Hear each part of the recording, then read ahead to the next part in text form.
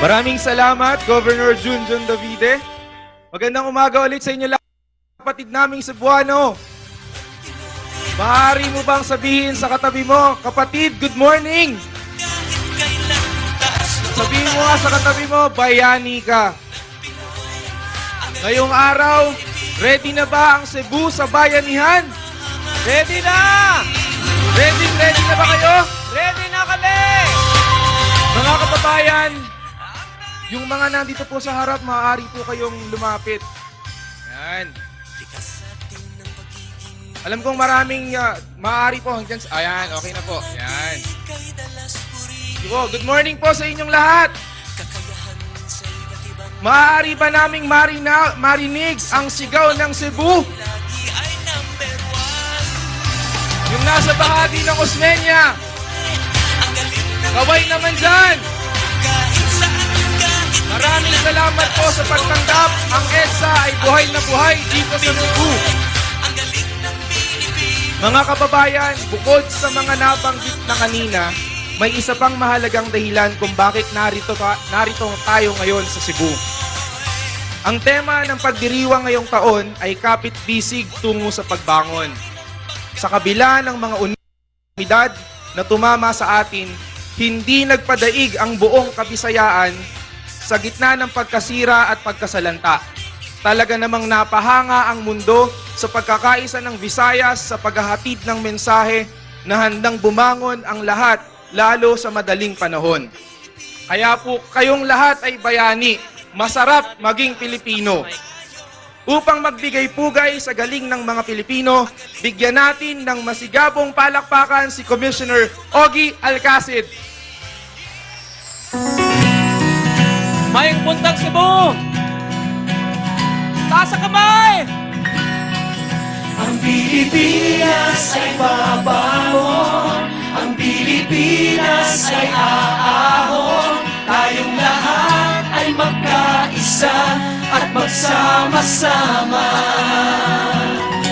At kahit anong bagyo ang sumapit, sa Diyos Ama tayo kakapit. Sabay-sabay nating isigaw, ang Pilipinas ay babangon. Babangon tayo! Pilipino, bangon na. Pilipino, tumulong ka. Ang ating mga kababayan ay naghihintay. Hindi na bago sa atin ito, kailanman di tayo nagpatalo. Ano man ang pagsubok, ang Pilipino ay tatayo. Taas ang kamay! Ang Pilipinas ay babangon, ang Pilipinas ay aahon, tayong lahat ay magkaisa at magsama-sama. Magkapit kamay! Kahit anong bagyo ang sumapit, sa Diyos Ama tayo kakapit. Sabay-sabay nating isigaw, ang Pilipinas ay babangon. Kailanman ay di tayo susuko, pag-asa man natin ay di na kumuho. Huwag na tayong magsisihan, pairali ng bayanihan. Kaya natin ito, Pilipino. Taas ang kamay! Sabay-sabay! Ang Pilipinas ay babangon, Ang Pilipinas ay babangon. ang Pilipinas ay aahon, Ang Pilipinas ay tayong aahon. lahat ay magkaisa Tayong lahat ay magkaisa. at magsama-sama. Sabay-sabay! At kahit ano, Sama-sama tayo sa mga bagong umaga. Ngayon tumigil ka lahat sa Diyos tumawa. Para wala tayo makakita asigilada na. Pero pag-asa kahit urap-urasa sa animal sa buong mapa. Ay pera mo puro pirata at buhaya. Kaya-kaya natin umahan kahit ikaw ay maahon. Basta bawat isa ka na sumama. Isa pa! Sumama, tara sumama. ang Pilipinas, ang Pilipinas. babangon.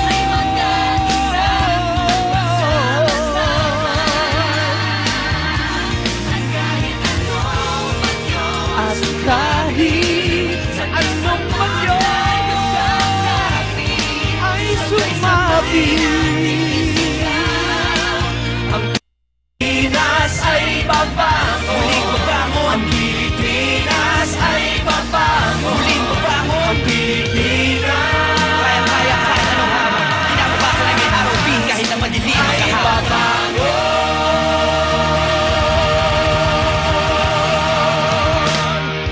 Maraming salamat po. Palakpakan muli natin si Commissioner Ogie Alcacid. Ang sarap-sarap maging Cebuano. Ang sarap-sarap maging Pilipino. Sangayon po ba kayo doon? Ngayong umaga, damang-dama natin ang pagiging bayani. Mula Nakikita po natin sa ating mga TV screens ang military contingent, ang civilian contingent. Yan po ay nasa dulo ng street sa harap ng Kapitolyo ng Cebu at marapit na nga pong maganap ang tradisyonal na salubungan. Kasama pa rin po natin si Ginoong Conrad de Quiros. Sir, how important is the salubungan in the celebration of EDSA People Power Anniversary?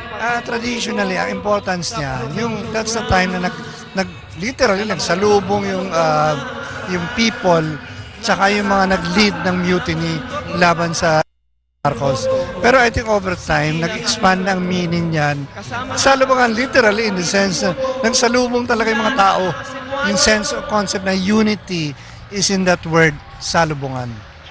Importante din, sir, yung di ba na dahil sa matagal na panahon, sa maraming tao nawala ng kredibilidad ang militar, no? For 14 years dahil martial law nga eh.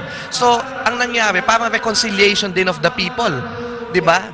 Anong masasabi niyo? The reconciliation of the people with the armed forces. That's right. Pero actually, ang nangyari, ang feeling ko, there was a time na malakas yan eh. And makikita mo in every celebration ng EDSA, laging yung representation ng military, napakalakas. Nandiyan si Enrile, nandiyan si Ramos, nandiyan si Manglasan, because they were the ones actually who led the mutiny. Ang disaffection ko rin lang dito, over time, is that napura yung ibang characters eh. The military has assumed a tremendous presence. Nakalimutan din. In the first place, they were the ones who created yung excesses ng martial law. Although they became part of it, I think, nabigyan silang sobrang representation. I think maganda nga nangyari dito, first time we're celebrating it in Cebu, is that it reminds na hindi lang talaga Maynila yung people power. At hindi lang military yung people power.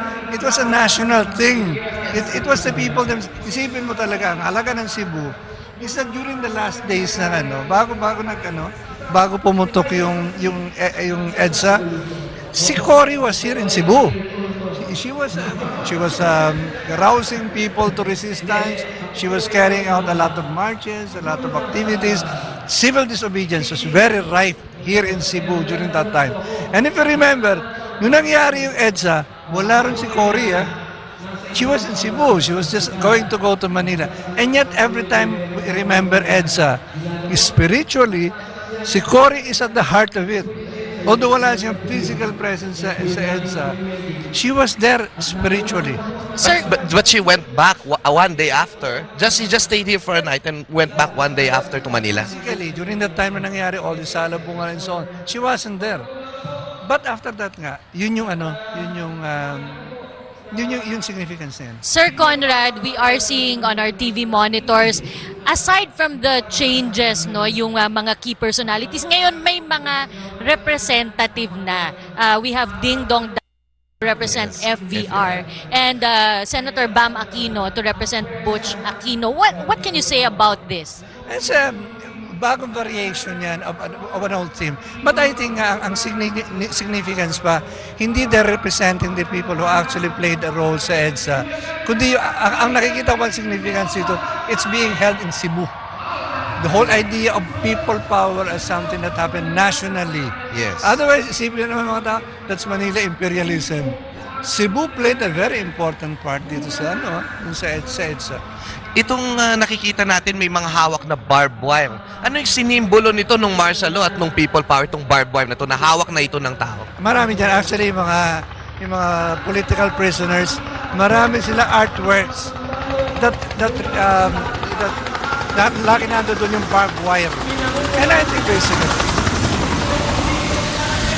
Okay, dumaan lang po sa aming harapan ang chopper na naguhulog ng confetti. Go ahead, Sir Conrad.